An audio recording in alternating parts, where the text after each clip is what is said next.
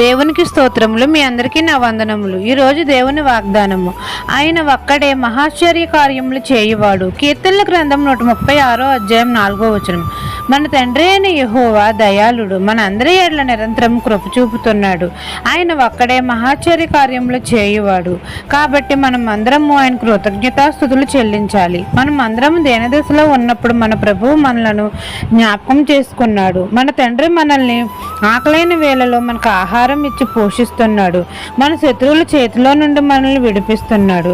మనం అందరము దేవదేవునికి మొరపెట్టినప్పుడు తండ్రి మన మొర ఆలకించి మన ప్రార్థనలకు జవాబు ఇస్తున్నాడు.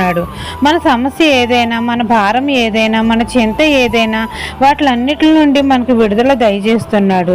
మన హృదయాలకు శాంతిని, సమాధానాన్ని, సంతోషాన్ని కలగజేస్తున్నాడు.